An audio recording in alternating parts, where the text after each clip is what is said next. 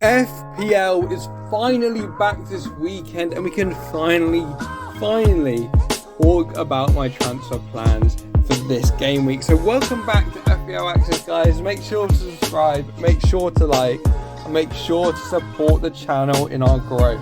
Thank you guys for 100 Twitter followers, and if you're one of those guys watching this video, then come with me and I'll talk about all the transfer plans I think you guys need to know. So let's go on my team and let's have a look. Now, the obvious error, or the obvious glaring thing for me always, is looking at the flags in my team. And right now that's Botman. So Botman obviously got injured before the international break. We didn't really know how severe it was. And just looking at this now, he still has an ankle injury. Now, just looking at the fixtures, he's got Brentford, Sheffield United, Burnley, West Ham, Crystal Palace, Wolves, and it only gets harder until Arsenal. So I really want Botman to try and become fit so he can play again. And if we just go down here, I think we can see Botman injury up there. Actually, I'll look that guys up for you. But while we're on the Botman story, I do think he is still a hold for this week. I personally do think that Botman will be returning sooner rather than later. And I definitely think he is still a hold for this week.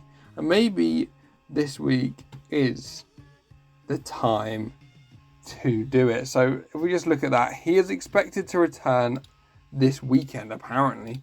I mean, I would love for him to return against Brentford at home. Actually, I don't know if I would. But I do think Botman is still a definite hold if you guys are worried about that. Now, next up, Gabriel. We talked about Gabriel. Talked about Gabriel a lot. And he finally started against Man United. But he conceded a goal. Was that Gabriel's fault? I don't think so. But will he start, or will they just freaking shove Tomiyasu back in there, put Ben White centre back? No! Arteta, I swear to God, if you bloody start Ben White, Gabriel just against Man United for random reason and then start benching him again, I will fight you, because I've held this man for so long. I just want to be able to play him. I'm going to play him this week against Everton. I'm going to be doing that.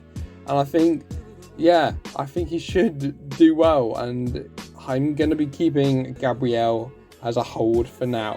Now, I know what you guys are thinking. Last week, you told us to get Sterling or Maddison. And then you went and got Sterling, and we went and got Maddison, and now we are the winners. Guys. Sterling is going to have a masterclass. An absolute masterclass against Bournemouth. He's a hold for me. I'm still not going to get Maddison and Sterling. I'm not going to get him out of 1 week. It's 1 week. I mean, I did get Sterling based off of 1 week, which, looking back at them now, I don't know what I was thinking. But yeah, and also Jackson. We've already got...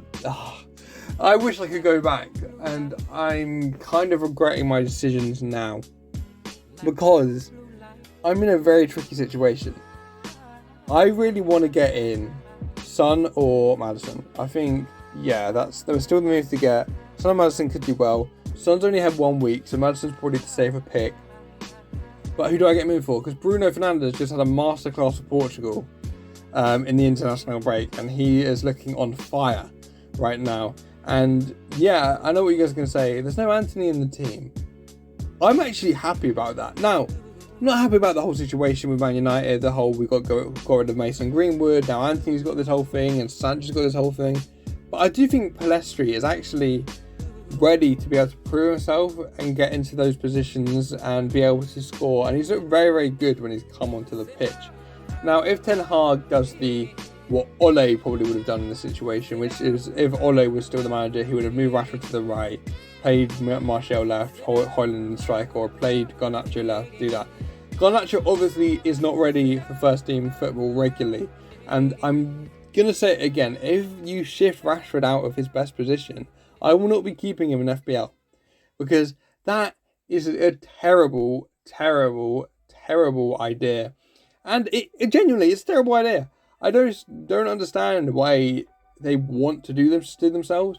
I think it is apparent that we have to get rid of Rashford if he gets moved, and I just don't know if I want to get rid of Rashford. I don't know who to get out for Son and Maddison. That is my big dilemma this week. because I feel like I need a Spurs asset for what's coming up. I know they've got a bit of a harder fixture swing, but Spurs are looking really, really good. They're sitting, what, second in the league, or they're sitting really good. They disposed of us, Man United, easily, and I think they could do something this season. I don't think they're going to challenge City for the title. Let's be realistic. But I'm saying they are doing something, and I think Son playing in that striker role actually looks really, really good. And maybe he can be, he won't be what Kane was, obviously, but maybe he can do something similar and still contribute 15, 20 goals this season. We've seen him do it before. You can see him do it again. And I think it works better for Son now. He's getting a bit older. He doesn't have the Kane partnership who can just release him from the left now, because he looks a bit isolated when he's over there. But I think he is very good from a striker. So I think I am leaning towards Son there. Now, I also am thinking about doing both my transfers this week, just because the goalie situation is scaring me a little bit. Johnston is my main goalie right now against Crystal Palace, for Crystal Palace. And I'm a little bit worried because Dean Henderson's a very, very good goalie, and I think he's a good enough goalie to get over Johnston. I think Johnston is a great goalie in my humble opinion. I think he's decent, he's good, he was alright for West Brom, but he's more like that relegation keeper who's just decent and he's just not good. Whereas Dean Henderson, I think, could be the starter for Crystal Palace very, very easily, and will be the starter for Crystal Palace very, very easily there. So yeah, I'm a bit worried for Johnston's future with the club in my future. So definitely the people I am looking at getting rid of is currently Johnston. I think Johnston is going to probably go for, I'm not really sure who for though. I'm definitely not getting Pickford in. It might be good to upgrade to Addison, but I don't know if I want to waste that amount of money yet. So that's something to think of.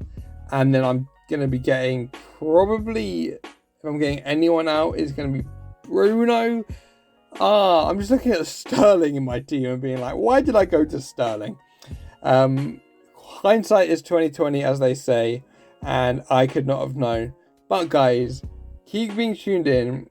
I'm going to be releasing a sort of like newsletter this week that I release every week, which will be about who you guys should get in, and just do that. I'll be releasing that tomorrow.